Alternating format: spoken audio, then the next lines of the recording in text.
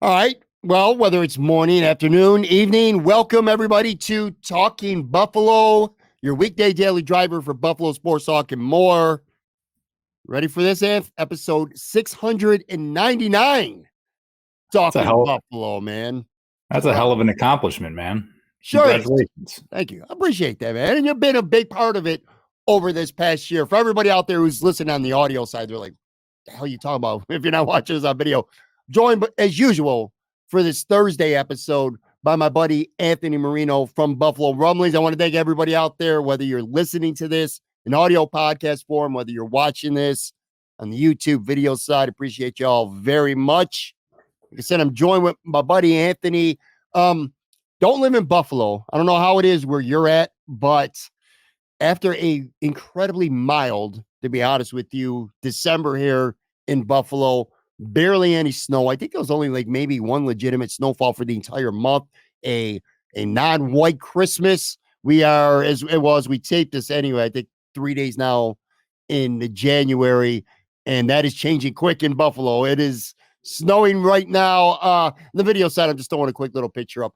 Can't lie, I hate snow. I hate the winter, but it is pretty when it snows the right way. And it's starting to hit here in Buffalo, man. How you doing? And what's the weather like where you're at?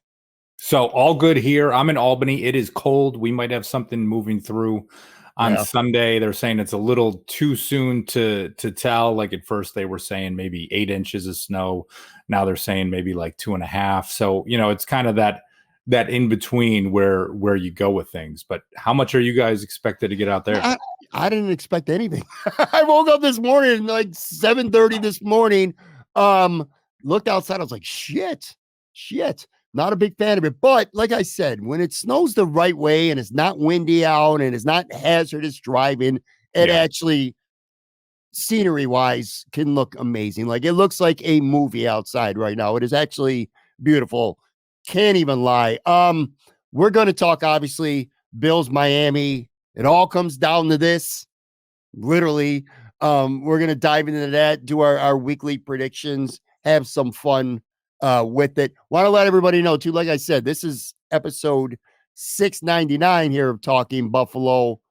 Tomorrow, well, I guess it depends when you're watching or listening to this. Thursday night, live from Imperial, episode 700, Talking Buffalo. I'm going to have my buddy Matt Marino, Buffalo Bills beat reporter. He'll be joining me live from Imperial. Like I said, we're doing that Thursday night live at 7:30. The video side, you can catch it live.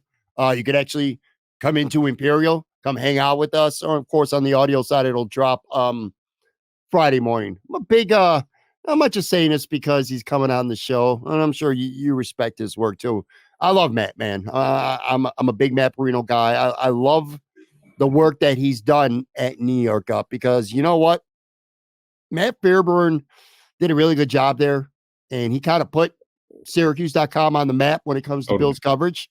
And then when he left, pretty tall task. Matt comes from Vegas, from the UFC world here in 2018, and he's tasked with covering the Bills, taking over for Matt. And to Matt's credit, he's done an outstanding job, not just covering the team, but adding, that other element to it, that next level, the podcast, Shout Buffalo Football Podcast, that him and not Ryan Talbot, Ryan came in too. And they've just done a really great job of not just covering the team with words, with print, but also, like I said, with the podcast, with videos and stuff like that. He's done a really good job here, and he's been here for close to 6 years now. Yeah, I mean, there's been a real evolution in how teams have been covered over these past even 4 or 5 years, right? Kind of adding this podcasting element, adding the video element to it. And Matt just brings a level of, I'll call it like constructive positivity, right? Like he's always got a great way about him. He brings a great energy. He's not afraid to, give some critical feedback related to the team and that's important. What's taking place. But, and aside from just how he covers the team, he's just a great guy, right? Like he's someone that, will come on any show that he can, help anybody out that he can. I was driving through Buffalo last year.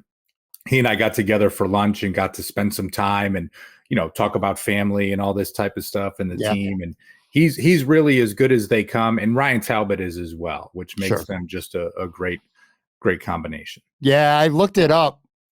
I've had Matt on the show 12 times, not even counting the show he'll be on with me tomorrow, going all the way back to July of 2018 when he quite literally got thrown into the fire. I mean, he got hired and it was pretty much right off the training camp to cover the team back in 2018. I went, I should say, last Saturday night to Wingnuts. They got a new location off Millersport right near in Amherst, near UB. I think it's the old Santoros. Anyway, I went there. I've never been there before. Not since, I mean, it's brand new for Wingnuts anyway. Matt and Ryan did one of their live shows. And by the way, I got to give them a lot of credit too. I mean, what a freaking turnout they had for that show. I mean, there were dozens and dozens of Bills fans, and they do a really good job of interacting with them and getting them on the show. There were some kids there, a couple Patriots fans. It was really cool. It was a lot of fun. It was a good experience. And a little bit jealous too of what he does. You know what? And I know you know this, Anthony. We all, I think, in the podcasting community, whether it's audio stuff, whether it's on the video side, we all kind of, I don't want to say necessarily steal from each other, but we all are influenced in some ways by something that somebody does well. You're like, oh, you know what? That's really good. I need to do something like that. I've been doing the live shows now for a long time, not just way before Imperial. You know, I had Marino on with me. We did a show at Audubon North like in 2019. So I've been doing this for a long time. And I have guests come on and people come to Imperial wherever and they hang out, we talk, and then we do the show. But once the show starts, nobody can really hear because I don't have an audio component that blasts out to the place where we're at. So the only way you're going to follow along live is if like maybe you pull up your phone, you go live on YouTube, or if you stand close enough to the table, which some people do where they could hear us actually have our conversation.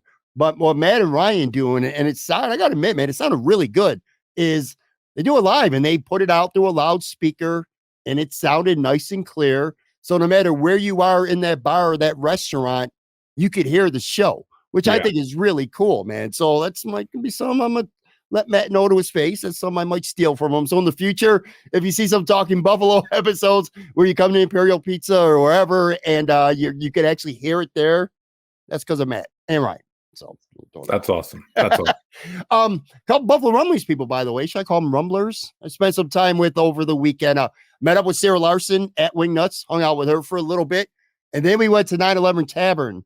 And my man Joe Miller was waiting there for me. And not for me, but he was there to hang out with a bunch of people. Jerry Ostrowski, never met him before, actually. He showed up with his sons. I think he's got 3 kids. And one of them, Jesus Christ, big ass kid, man. You can see where it comes from. But first time I had an in-person conversation with Jerry, and I'll tell you what, he is a super chill dude, man. Really, really cool guy, man. Yeah, Jerry, great addition to Buffalo Rumblings when he and Sarah started their show last year. And again, it's that piece, right? Like almost as fans, you're just like, oh man, Jerry Ostrowski going to do a show with us. And right before that, you know, John Fina, and obviously he does a great job with Joe each and every week. And you know, there's these former players, and I don't know, you expect them maybe to have this air about them or something like that. They are as down to earth. And this is just even in our kind of like group chat that we have and different pieces going on, or when we did fantasy football league last year, like they're just 2 regular guys. And not that you should expect anything else, but they just really are that down to earth. And I'm glad you got to spend some time with you know, having not a long conversation, but having a conversation with Jerry and especially with John Fina. I've gotten to know John pretty damn well over these last handful of years. What I like most about them, besides the fact that they're former players and longtime players too. I mean, they're not some, you know, backups that played a year and a half and had a cup of coffee in the NFL. These are guys that were with the team for a long time. They know the league. They were in the league for a long time. But when you're around them, they don't have that presence like you talked about, that, you know, I'm better than you type of, what are you talking about type of deal. Like, first of all, they act like they're part of Bills Mafia. They're fans of the team, obviously, as well. But when they do the shows on Rumblings, or just even when they talk to Bills fans, I'm thinking in my mind, because I've heard a couple conversations like off the air and stuff, like with John, some people that point out some shit, like some film people or just some people that are completely wrong. And I'll always take the word of a guy who played in the NFL for 9-10 years with the Buffalo Bills. Either of those guys. Jerry was here for 8 years. I think John was here for 8 or 9 years, or actually a decade. something like that. These guys know what they're talking about at the end of the day. Like Yeah. when they're telling you something, they're telling you from a place that they did it, but they don't throw that in your face. You know what I'm saying? I guess that's what I'm trying to get in. That's what I really like about Jerry and John. Well, and it's great that they're getting the perspective from offensive linemen, right? I mean, we can watch the game. You say it all the time. Anyone that's ever heard me, like, I'm not an X's and O's guys. I'm a football fan, and I'm not going to pretend to know any technical pieces that are taking place. But when you're hearing, like you said, guys that were offensive linemen that had the careers that they did and be able to talk about the game, that was the thing that drew me to the Fina show right away when he joined too, because it was just like he can give a perspective that you don't really get from anyone else, right? And you can think of different pieces. And I mean, we know, Reuben Brown has done stuff in the media in years past, but like John sitting there interacting, with Joe, co-hosting the show, talking with fans, answering questions, and as you said, having a way of communicating it that it's not like, hey, you don't know what you're talking about. Like it's a respectable. John's got like a respectable bluntness to him, which you just love. Yeah. You really do. So. Yeah, for sure, man. And like I said, good guys. It was good to meet with Jerry. One last thing, then we'll dive into some Bills Miami's talk here. Got to ask you this: are you a New Year's resolution type guy? I am not, and I think maybe earlier in life it used to be one of those things like, oh, what are you going to set out and try and do? And usually with that, it would end up being something like, for most people, like, oh, I need to lose this amount of weight. And it just, but you learn as you get older, like that's kind of not the best way to keep score, right? Because you can do things with that and it just doesn't, it doesn't mean that you're getting healthier or developing some habits. So usually it'll be something where it's just like, okay, what is something that I want to, maybe accomplish? So even for myself, not that it's like a resolution, but been talking about it, it's like, I'd like to start golfing a little bit more, right? Like earlier in life, I used to play more where I could actually have fun with it. You have kids, it becomes a lot more difficult to do that, where it's just like, hey, it's a good exercise, something I can do with, my family, with my friends. There's a par 3 course a couple miles away from the house that I'm not talking about anything crazy. I'm just talking about, getting out for, an hour and a half and playing 9 holes and just kind of, doing something good. So it's not really like a New Year's resolution, but it's more just something like, oh, this is what I'm going to do this year that maybe I hadn't done as much in the past. So. You're a couple years away if you become magically great at golf from being on the senior tour.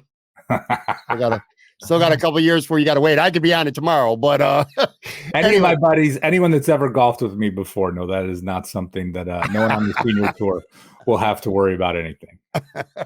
By the way, you can't tell yet, but I think I told you about this. I know I've talked about it on the show. I had that bet with my son and I lost. So like for the next 5 weeks, I cannot shave.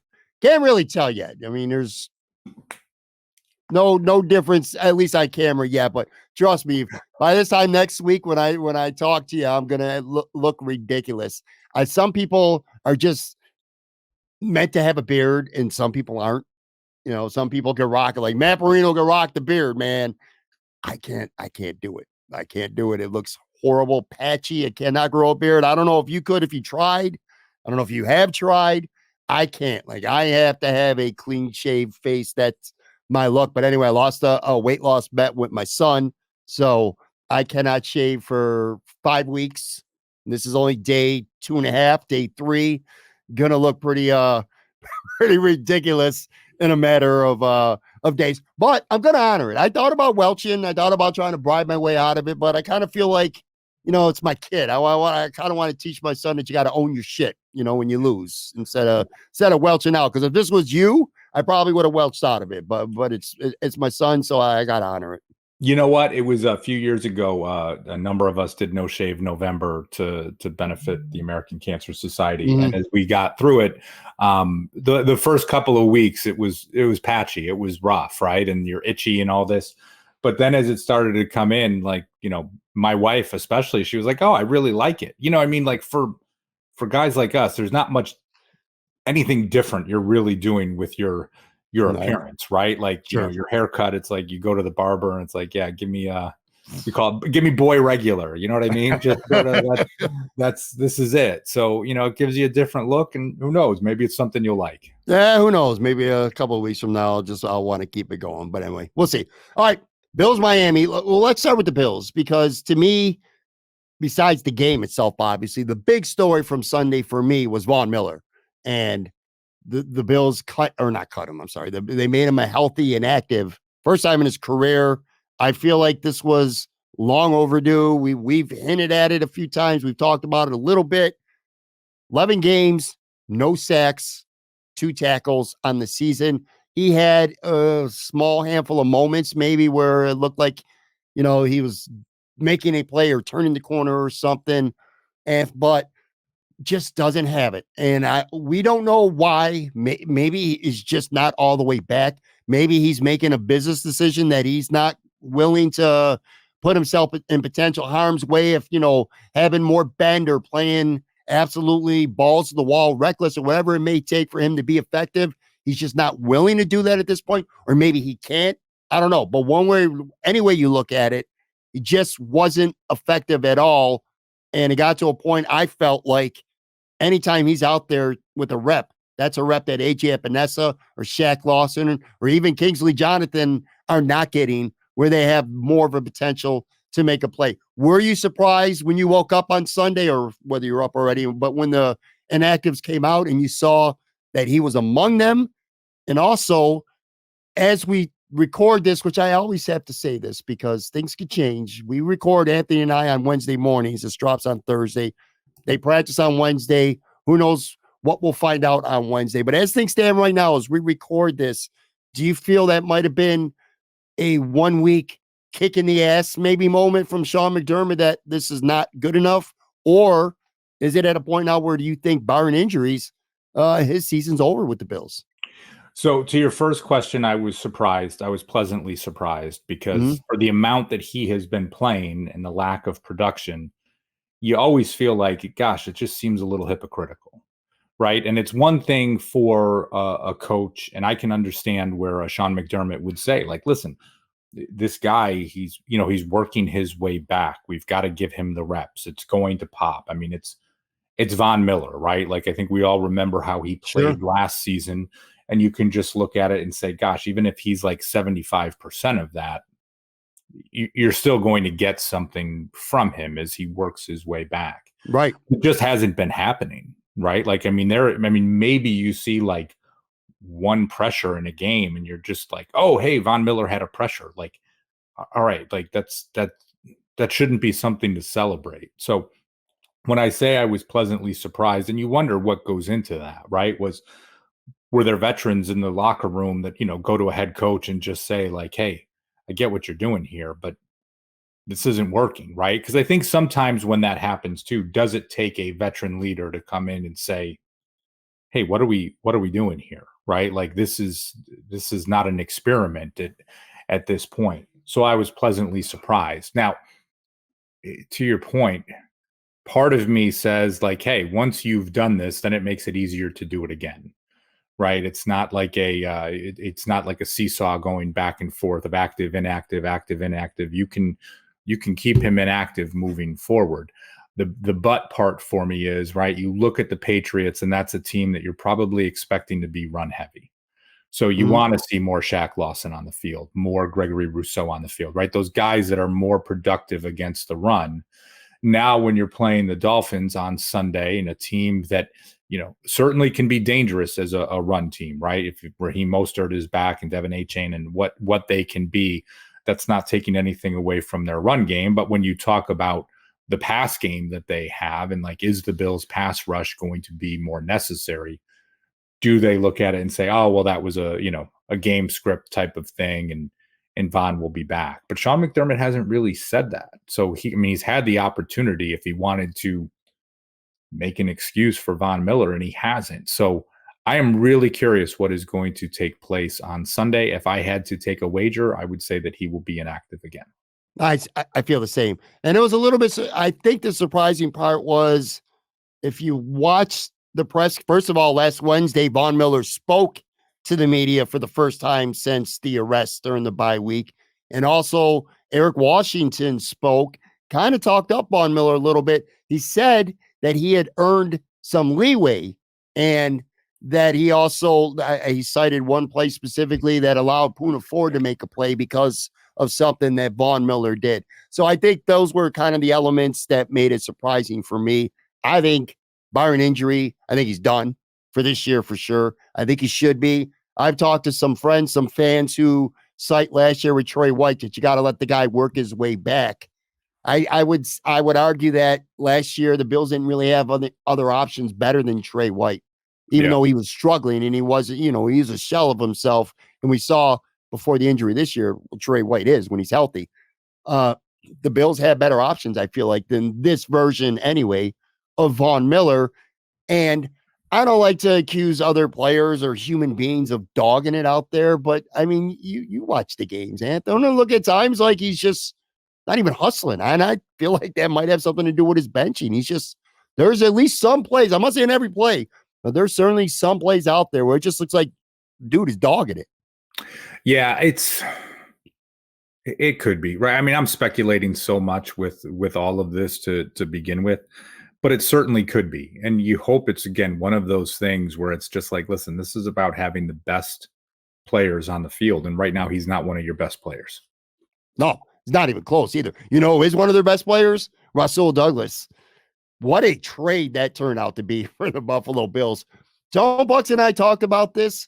It's a sticky topic. It's a touchy topic, but if Trey White doesn't get hurt, the Bills don't trade for Rasul Douglas. And I am certainly not happy that Trey White got hurt. Let me be really clear about that. Trey White not only is he a great person, but he's also a great football player. And he was having a really strong start to the season. And Tone Pucks a couple of days ago made a very fair point too. Trey doesn't put up numbers like Rasul does, in part because when Trey White's right, teams stay away from him. Like he can take away half of a football field. So he doesn't get a ton of interception opportunities, although he did have one in the first month of the season. But bottom line, regardless of, Trey getting hurt being the reason, what an incredible trade by Brandon Beane. And you got to wonder where this football team, especially over the last couple of weeks, the way he's played against Chargers and the Patriots on Sunday, got to wonder where this football team would be right now were it not for Brandon Beane. I don't want to say fleecing the Packers, but whatever. It was a great trade. And there's no way this guy's not back next year. $9 million. He's more likely to get an extension now, but what a pickup he's been. Huge. Yeah, I mean, great play from him. And as you go and you think back to it, it was just like, okay, you needed to make a trade at that time. You give up a 3rd round pick, which is no small price, but you do get a 5th round pick in return. So that to me is a little bit like, okay, like it's not to call it a pick swap, because that usually the rounds are a little bit closer, but Douglas has just done a great job on this defense, just making plays. And, when we talk back to that lull during the season, right, you think of the bad losses to the Broncos and Patriots. And I say bad, right, in the way that like things finished. Like Rasul Douglas wasn't playing for the Bills at that time, or maybe the Broncos game, if I'm correct, was his first game, and you weren't even sure if he would be active. He was, ended up getting thrown in there a bit, but wasn't a true part of the defense just yet. And now, everyone had said when the trade took place from Green Bay, what a great leader he was, great locker room guy, like good player and all those. And you see how he's fitting in with Micah Hyde and Jordan Poyer and the way he's talking about his teammates. So, the post-game interviews with him, really the first time that we have heard from him since the trade took place. And just, and again, you're catching a guy coming off a great game and a big win, but just a level of positivity that came across as very genuine. You can see why things are working. He's a fun player. Who he reminds me of a little bit? Stefan's brother. In Dallas, Trayvon Diggs. And what I mean by that is, you remember last year, Diggs had all those interceptions, but he also could get beat too. And I feel like Douglas is that kind of guy. Douglas is a gambler. He's a very sticky player. He will go for the ball. He will try to make the play. That might come at an expense of getting beat. Like Tyreek Hill can get behind him, but Rasul Douglas can also hop a pass or two from Tua and intercept it and take it back to the house. He's a fun type of player, man. I absolutely love him. 2 more guys I want to hit on real quick for the Bills. One of them, Ed Oliver. I know we talked about him last week. We talk about him every week. He's just been, we argued this last week that he potentially has been the Bills' maybe the most consistently good player this entire season. That continued on Sunday. That interception that he had in the first drive of the game was just ridiculous. On a deflection from Rasul Douglas. He also had a sack. His boy Daquan Jones is back, who not just played, he didn't play sparingly either. He played like 52% of the snaps. But you could just see it, man. Ed Oliver is having, I think the Pro Bowl voting is closed right now, maybe. I don't know. But if he's not on the Pro Bowl team, that's bullshit, because this dude is a Pro Bowl player this year. He's been fantastic, and it just continued on Sunday. Yeah, no, he has been awesome. And it's, it was interesting too, like his earlier time with the Bills, right? Like there was some question marks there. Like Absolutely. in a year when you had, right, different defensive tackles drafted after him. You mentioned a Christian Wilkins before, whatever his face is, the guy with the New York Giants. I'm drawing a blank on his name, but like Dexter Lawrence, sorry, that, there have been productive guys there. And Ed Oliver was always like, yeah, he's good, but man, these guys seemed like they were better. He is now the player that, like, hey, when you invest a top 10 pick, yeah, this is what you hope that they will become. Not even expect them to become. This is what you hope they will become. And he is there, and he is playing dominant football right now. I mean, he is dominating on the defensive line, and that is so necessary. Again, I mean, not to go back to the Von Miller piece, but like you need that guy that can be a game wrecker, and it's coming from your defensive tackle position now instead of a defensive end. Yeah, you still have Leonard Floyd and Gregory Rousseau and AJ Epinesa who can do some really good things, but he is playing at a Pro Bowl level, and maybe even an All-Pro level. I mean, we'll have to see. But Ed Oliver has been better than advertised. He's always been a splashy player. He makes impacts at times. The issue is the consistency and some disappearing acts. Hasn't been the case though this year. Like this seems just like the year where he is literally, just put it all together. And it's just a lot of fun to watch him play football. This defensive line, at least that unit itself, has just been borderline spectacular. And with Daquan back, especially too. The other guy I want to talk about is Stephon Diggs. And I don't know, man, we're getting to a point where it's like, all right, it's going to come. It's going to come. It's going to come. There's been a lot of weeks where we're not getting it. Now, in fairness, you go back and you watch that game. If Josh makes a good throw, there's a 91-yard touchdown pass out there for Stephon. He beats Jonathan Jones. He scores, and we're probably not talking about any of this. But it didn't happen. Not Stephon's fault. But, I mean, the snap counts down. The numbers are down big. Are you concerned about that? Because now we're getting into it's the last game of the regular season, potentially the last game of the season for the Buffalo Bills territory. And another part that I want to throw out there. I know you, especially of all people, don't want to be thinking about the offseason and any of that shit right now. But got to say this. Let's just say, worst case scenario, Anthony, the Bills lose on Sunday night and Stephon Diggs has 4 catches for 30 yards and they get eliminated from the playoffs. If you think last offseason was bad with Stephon being unhappy, just imagine what it might look like this time around where he's won 8-9 games having these type of numbers at the end. I'm a little bit concerned about that. Maybe you're not.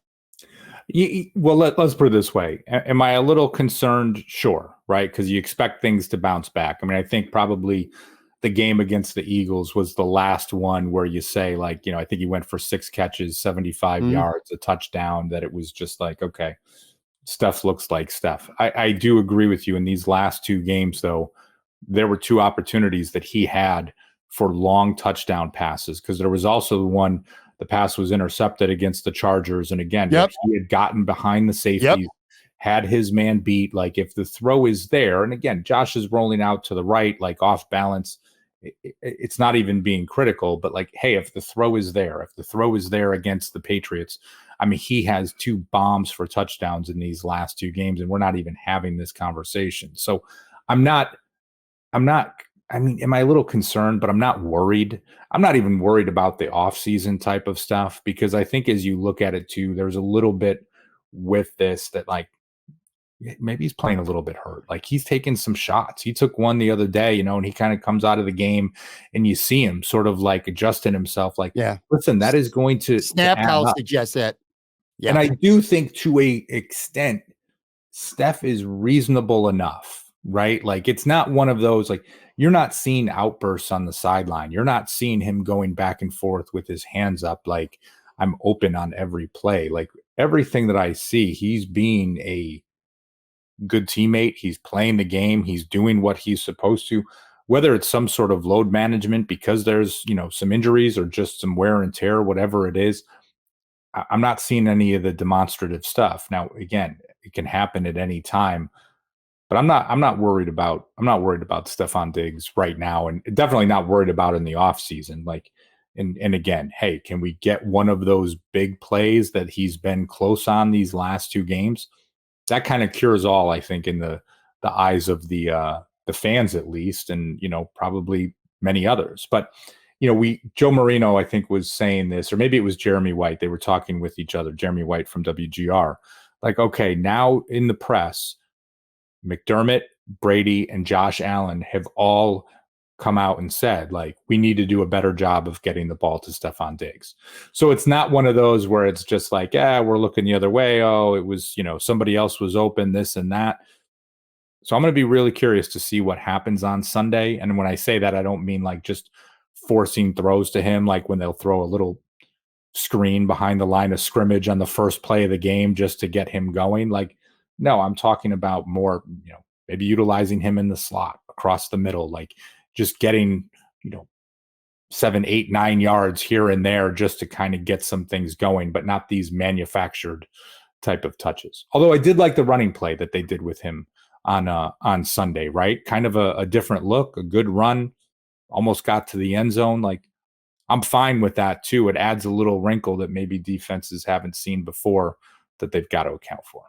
I need to see from Joe Brady an ability to scheme open Stephon Diggs. I'm not out on Joe Brady. I'm not even down on Joe Brady, but he's your best player. He's your best offensive player. That's not your quarterback, I should say.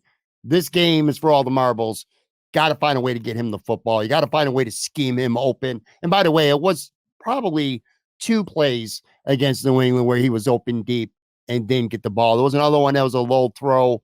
Again, I'm not really putting stuff on Josh. He's under pressure, stuff like that. But there were some opportunities. I do think the snap count is indicative that he's maybe banged up and they're trying to save him, less reps, but more action when he's out there. But yeah, man, I'm really putting this on Joe Brady, whether it's moving him around more, getting him in the slot, just getting him matched up in favorable positions, because I feel like between this game or maybe potentially in the postseason, if you got to play Miami again, or you got to play Baltimore on the road, even Kansas City, you need to get more from Stephon Diggs. I'm not sure that this team can win, if you count Sunday, 4 consecutive games to get to the Super Bowl if Stephon Diggs is only getting 4 or 5 catches for 40 to 50 yards. There's going to come a point where he's got to have that Stephon Diggs type game.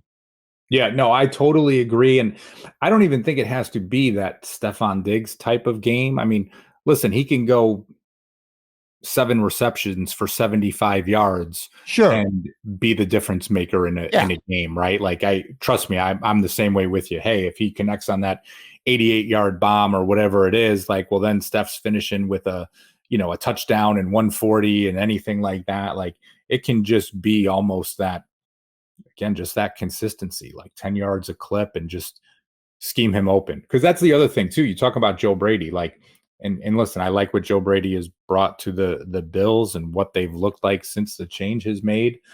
But folks very early were like, hey, just lift that interim tag right away. Like, all right, let's just kind of slow down just a little bit. Let's, for what we see as fans, I mean, listen, for any offensive coordinator, they probably need their own off season, right? Of being the person and developing their own scheme and putting things together and what he would do different. So that's not saying that he shouldn't be the offensive coordinator. I'm just saying there's no need to rush it at this time. Like, let's get to the off season, and if he's the right guy, that's great. But it's just let's get some more scheming to Stephon Diggs this week, and then maybe I'll feel a little different when we talk next week.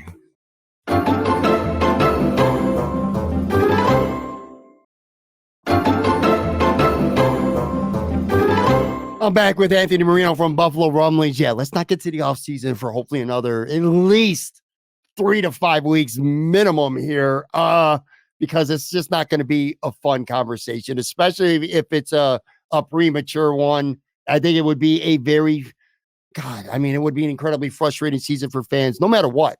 But if this team somehow doesn't make the playoffs, Sean McDermott ain't getting fired. It's not happening. Brandon Beane ain't getting fired. It's not happening. Maybe there'll be a conversation about the coordinators and stuff like that, but I cannot get my mindset to even think about any of that right now, nor should we, because everything, again, is on the line. Well, maybe not everything. Certainly the number 2 seed's on the line. The AFC East is certainly on the line on Sunday night when the Bills play Miami. And I'll tell you what, they're playing a team right now, Miami, that is 11-5. And to me, they're such an enigma because they just roll shitty teams and shitty quarterbacks. Kind of reminds me of what the Bills were doing a couple of years ago. If the Bills played a shitty team, a shitty quarterback, they absolutely rolled them.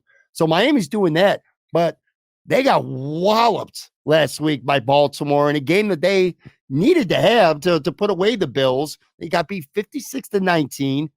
Between the Bills and the Ravens, they've been outscored in those 2 games 104-39. They also lost to Philly by 2 touchdowns. They lost to Kansas City by 7. They also lost to the Titans by a point. Their only real quality win this season was over Dallas, and that was only 22-20. And Dallas, quite frankly, should have won that game. I'm sure they're aware they're not beating good teams. So I go into this game staying between the injuries, which we'll talk about in a second, and just the pressure that I feel like Miami has right now on themselves, losing to these teams, being at home, knowing that potentially if they lose this game, they're going to blow the division, a lead that they've had since week 4, all but 1 week for the entire season. They've been leading this AFC East. I kind of feel like the pressure is on Miami right now as much as it is Buffalo. This isn't just all Buffalo. Miami's got a lot of pressure on them too to not blow this. I feel like the pressure, though, it's self-inflicted if they let it be. The Dolphins are already in the playoffs. Sure. Right? So, like, listen, do you want to win the AFC East? Of course. Do you want to be the 2 seed? Absolutely, right? The opportunity to play at home, not to have to travel, to be able to host at least 2 playoff games if you're in that scenario, and who knows how things play out after that. So, but they're in the playoffs, right? If the roles were reversed right now, I don't know, would I just be a little more chill? Like, I mean, I've said all season, like, it's just get in the playoffs. Like, that's all that really If we tape this, Anth, let me, I'm sorry to cut you off, but let's just pretend for the sake of fun, we were taping this Saturday, 8:00, and let's just say Pittsburgh lost to Baltimore, even though it's probably going to be mostly backups, but it still could happen. Baltimore could still beat the Steelers. If that were to happen and we were to do a live show Saturday night, would your mindset towards this game on Sunday, how much would it shift? Because the Bills would be in. Yeah. I would be so relaxed. Because right now I'm not expecting anything to go the Bills' way. I'm expecting Baltimore to lose, and I'm expecting Tennessee to lose, just because, looking on paper at things, I mean, again, I'd still like to think that Baltimore is not going to go 3 weeks without playing a meaningful football game. Because if you look back to last Sunday, then to this week, then to the bye week, then to when they play, that's literally 3 weeks, which personally, like, again, if we were in that scenario, I don't think I would just be saying rest everyone for 3 weeks. I don't think I'd feel comfortable from a, what do they call it? Rest versus rust, like where you come into that type of play. I just hope that one of those 2 games goes the way that we needed to, either Saturday, that Steelers game, or the Titans game earlier on Sunday.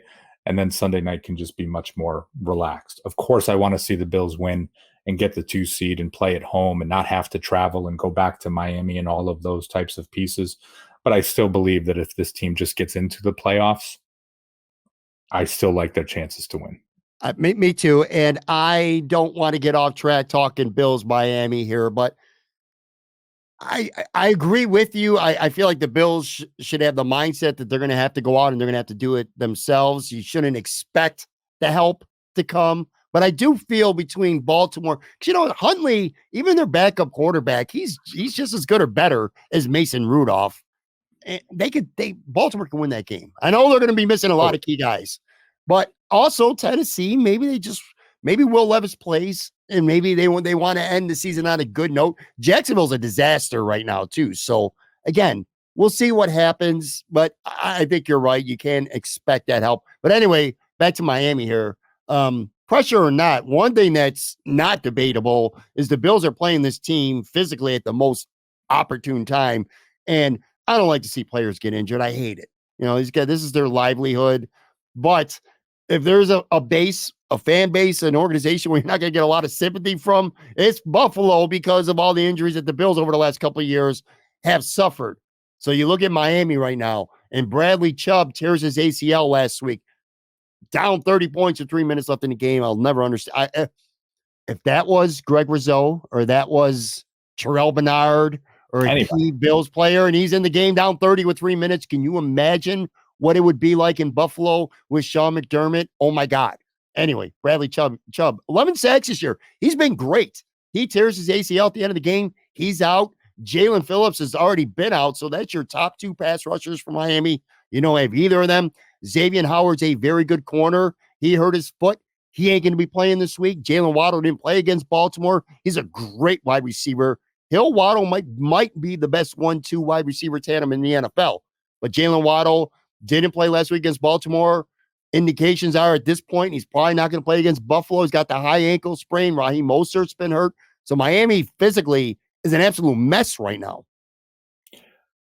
They're an absolute mess right now, but go back 1 year ago when the Bills hosted the Dolphins in the playoffs and somebody named Skylar Thompson was starting at quarterback and the Bills almost lost that game. Sure.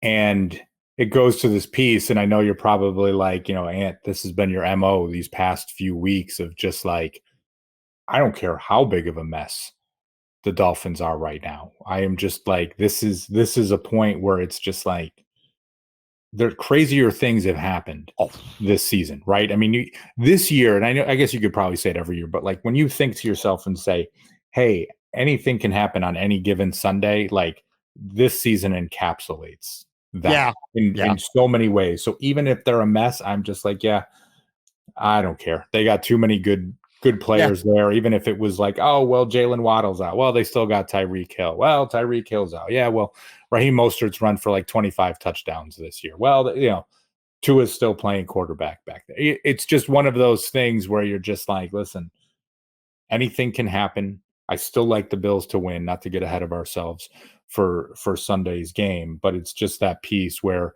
listen, man, we've been doing this long enough. You've seen enough shit that's gone down that you just know that you're not taking anything lightly. I am certainly not overconfident. I'll tell you that. I mean, this Bills team has not earned the right for fans to be overconfident because of how many ways, even the games they've won, some ugly ass wins, man. The Patriots game this week was not pretty. The Chargers game was not pretty. So it's not like this team is firing on all cylinders. Well, they kind of are on defense, actually, but the offense is struggling. But yeah, sure, Miami is definitely decimated, and it is going to hurt, man. No Bradley Chubb does hurt you. No Jalen Waddle, assuming he doesn't play, does hurt you. No Xavier Howard, it does hurt you. But this is a team that still has weapons galore. I mean, Tua, say what you want about him, and I know a lot of Bills fans love to hate on the guy. He's thrown for over 4,400 yards this year, 28 touchdowns. Tyreek Hill, I think, is the most dangerous player in the entire NFL. 112 catches this year, 1,717 yards, 15 yards a catch, 12 touchdowns. There's nobody in the game that's a bigger game changer and more explosive than Tyreek Hill. And Devin A-Chain, dude, that dude is, he's got, where's the stats here? 8 yards a carry, 93 carries for the season. He's averaging 8 yards a carry. He's got 744 yards rushing this year on just 93 carries and 7 touchdowns. You make a mistake on him, and Terrell Bernard gets swallowed up in the hole. If he catches the edge and you miss a tackle, he's gone. It's a 75-yard touchdown. So they got weapons galore on offense, and their defense still don't suck. I mean, they're strong up the middle. I hate Christian Wilkins, but he's a good player. Zach Seiler is a very good player. Jalen Ramsey's a good corner. Jevin Holland is a good safety. Long's a pretty good linebacker. So, yeah, to your point, this ain't no bummy team. I don't care. Injuries or not, they're not playing the Patriots this week. Well, and the thing with the Bills these past 2 weeks, especially, the offense is sputtered out of the gate. That can't happen against a team like Miami, right? Hey, if it happens against the Chargers and the Patriots, okay, they don't have the firepower maybe. You can overcome that if necessary. different with the Dolphins, right? You don't want to find yourself down 10-0, 14-0 type of piece with a team that, hey, once they start to get a little bit of momentum, they can do some things. And I, to your point, right? Like, oh, everyone's supposed to hate on Tua Tagovailoa.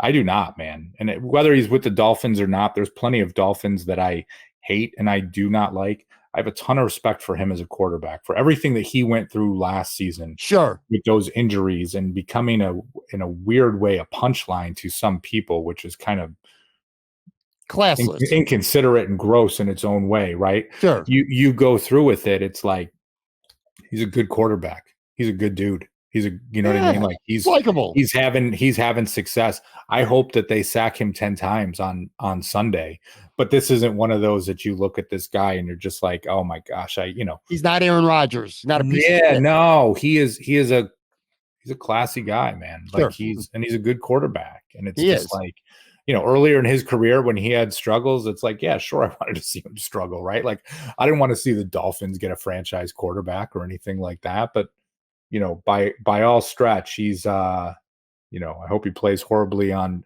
Sunday, but he's going to be a problem for a while and help to kind of make the AFC East exciting between these two teams again.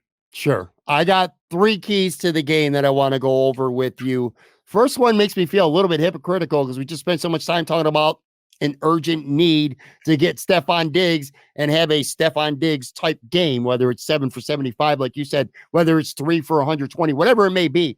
But in my notes, I said 3 words: Shakir, Kincaid, and Knox, which I was like, what, did I really just write down Dawson Knox? Yes, I did, because I saw a stat, and I'm not a metrics guy, and I know you're not either. I mean, we see the stats, we respect them, but we don't really deep dive into analytical parts of football.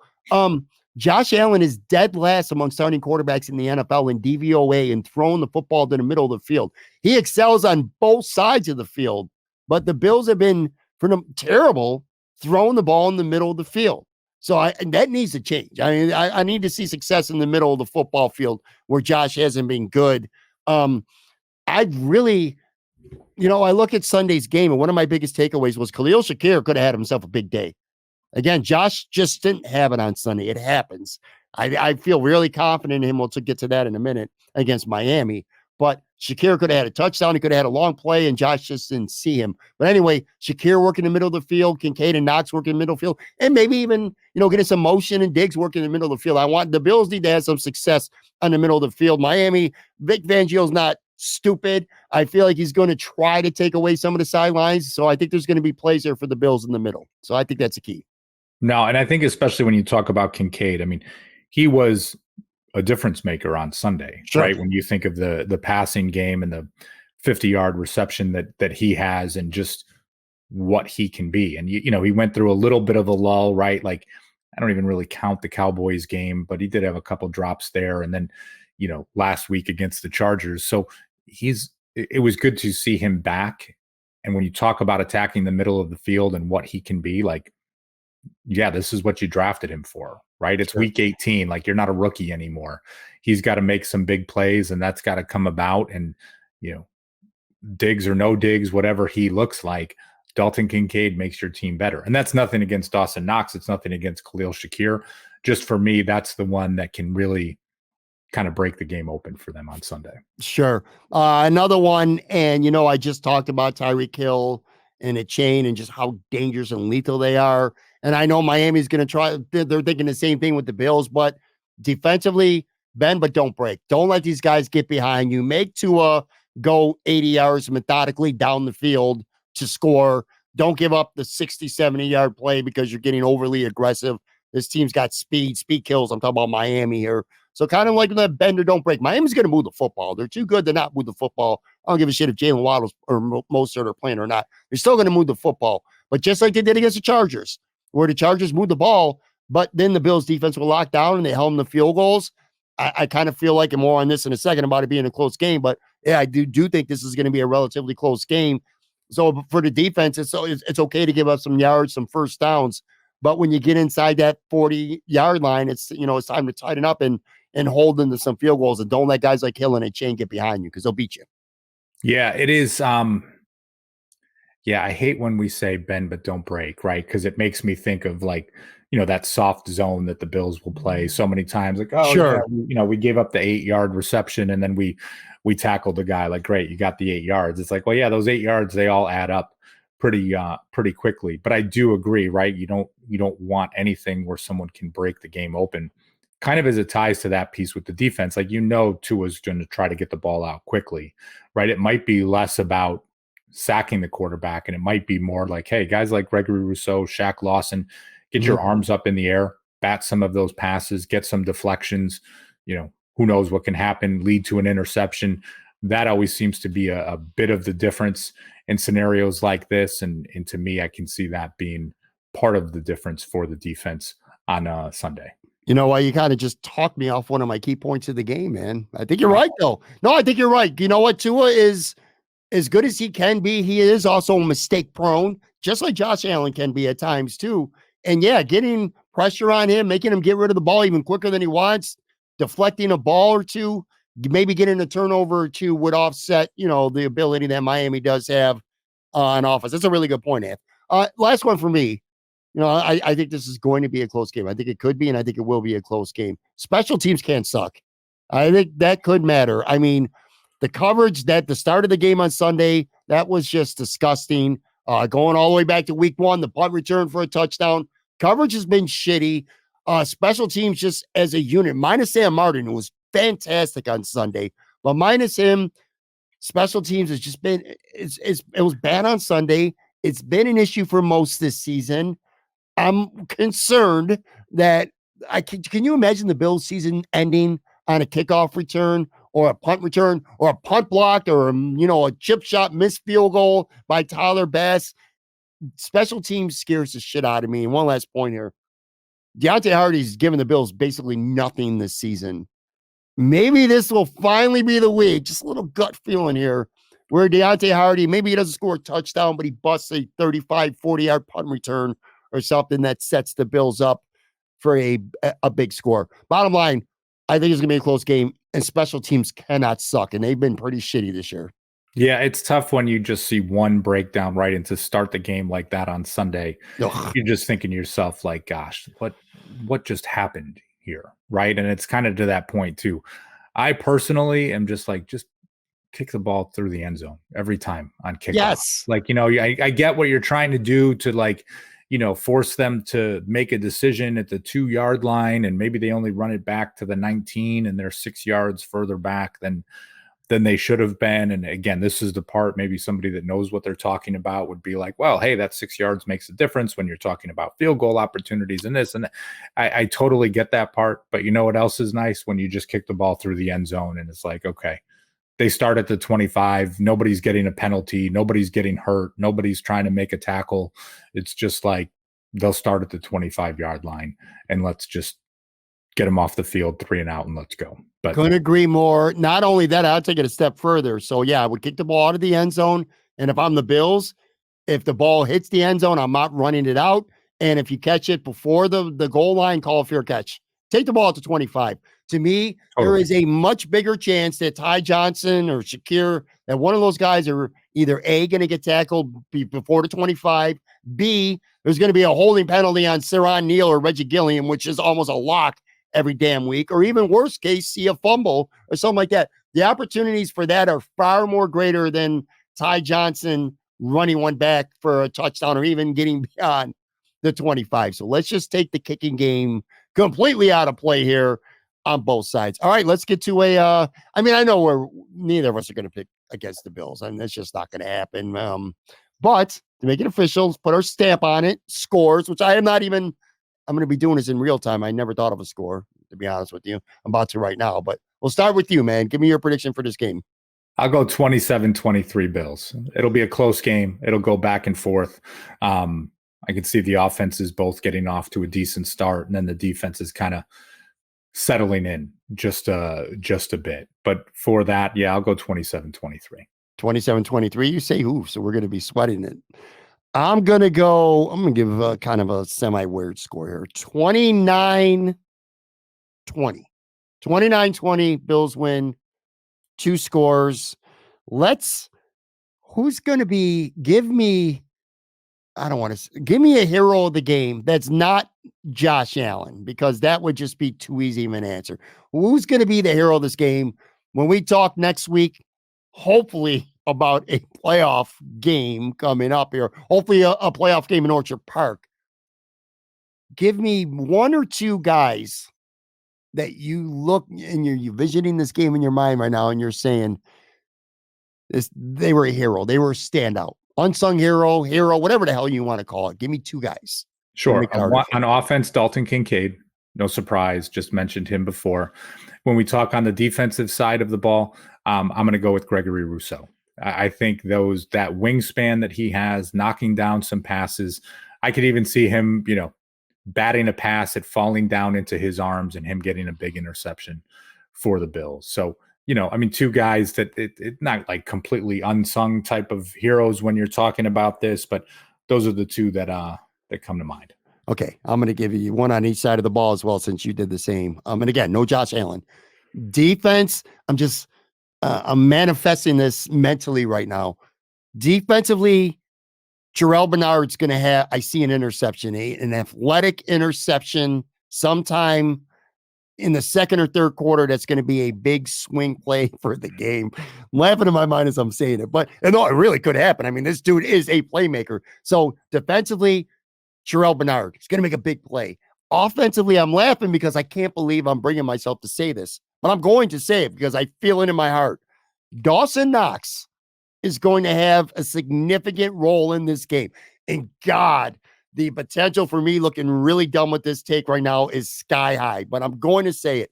Dawson Knox is going to have both a touchdown reception, a short one, but a one where he catches it in traffic. I feel that in my bones. He's going to have a contested catch in the end zone for a touchdown, and he's also going to have a very big play during this game. Might not be for a touchdown, but it's going to be like a chain mover, a big third down conversion or something. Dawson Knox is going to have a significant role in this Bills victory. That's kind of like bold prediction territory too. You got really specific there, so that makes it even more bold. But I'm smiling from the beginning though, because of your journey this season with Terrell Bernard and where things are today. And it's easy to point to you, to everyone, right? Of just like the guy misses all of training camp. And now it's like, gosh, we're talking about him in the same sort of breath and passion as we do like a Matt Milano type, right? This guy has been a playmaker this season, and what an integral part of the Bills defense. Not to get, looking forward to next year, because we got hopefully a lot of more football before then to talk about, but just like for what Terrell Bernard has become now and a healthy Matt Milano coming back. Oof. That would be something else. I've had a lot of dumb takes, but my take on Terrell Bernard before the season started might have been my worst. Certainly among the top 5 for sure. I thought it was garbage, and I thought it was laughable that the Bills had an entire offseason, all these veteran names out there, and that week 1 of the football season, the best they could do was Terrell Bernard. I thought that was laughable and a joke. And the joke's on me, because the guy looks like he looks like a borderline star right now. And you do get a healthy Matt Milano back next year with a more seasoned Terrell Bernard. Are you kidding me? That might be one of the best linebacking tandems in the NFL next year. It's so interesting when we think, and we'll all get critical at times, fans getting upset at Brandon Beane earlier for his, what would it have been, the 2022 NFL draft, right? Kaiir Elam in the first round. Things obviously don't work out there, before this season. Well, now you talk about James Cook probably be a Pro Bowler. Mm-hmm. You look at Terrell Bernard and you can say, like, maybe he could even be a Pro Bowler. He probably won't get it, right, based on this. But if you just look at him kind of in that same breath that Matt Milano was, right, earlier in his career and kind of earning that. Christian Benford being a rock-solid starter the entire season. It's just like, listen, forget the Kaiir Elam pick. I realize it's easy to say that, but just like, here are 3 bona fide starters that are just a foundation for what your team is. Like, sometimes we overreact to these drafts early on. Here we are, like in season 2, and these guys are playing studly football. And you could argue that Khalil Shakir could be on that list too. I mean, he is the team slot receiver, and he's done some really good things, and his future very well could be bright for the Buffalo Bills, especially if they go out and get themselves a legitimate. I don't want to say legitimate because that makes me sound like Gabe Davis sucks. I'm not so I'm not saying. Let's just say that they get themselves a different wide receiver too in the offseason, which again we'll talk about during the offseason. I want to wrap this up. On the way out, though, I do want to make sure because, like, again, one more time, Thursday night, I don't want to say tomorrow night, Thursday night, live from Imperial, Matt Marino is going to be joining me, 7:30 p.m.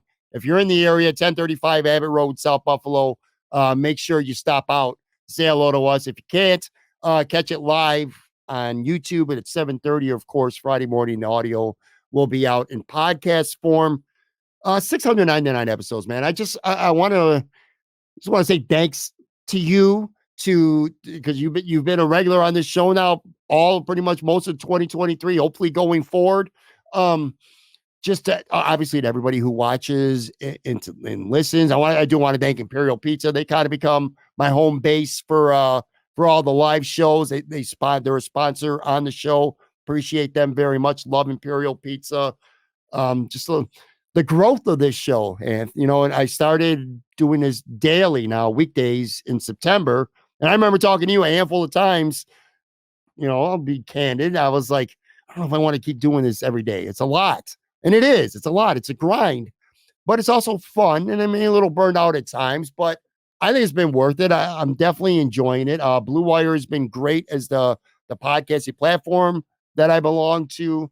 Just having people on, friends, old friends, new friends, just a lot of fun. And I don't know. I guess I get a little reflective here sitting on 699 episodes because I remember being bored in Florida, late 2017, deciding, maybe my best connection to Buffalo, living in Florida, would be to start a podcast. And I know now today there's a million people who have a podcast, but it wasn't really at the time. And it was only audio, and I had no podcasting experience. I didn't know shit about podcasting. Just had a lot of research, a lot of videos, and stuff like that. I don't know. It's been a fun ride, man. I'm glad you're part of it. Honestly, kudos to you. You should be incredibly proud of that. I mean, 699 episodes. I mean, people see it all the time. There are podcasts that pop up because people think they're immediately going to have an audience, and this is just something easy to do. It is not. It is not easy to create this and to create what you have, and to think 699 episodes. That's a lot. Like, for those of you listening at home, Pat doesn't just like turn on the camera and the microphone and start talking. Like that's not what goes into this. So cheers to you. And I'm happy for you. I'm proud to be part of the ride and look forward to the next 699.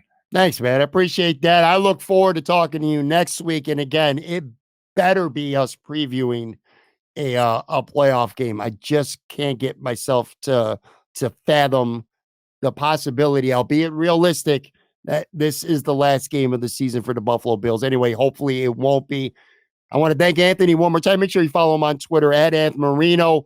And like I said, tomorrow night live, or tonight, depending on when you're catching this episode, live from Imperial Pizza, Matt Marino. Talk to you then.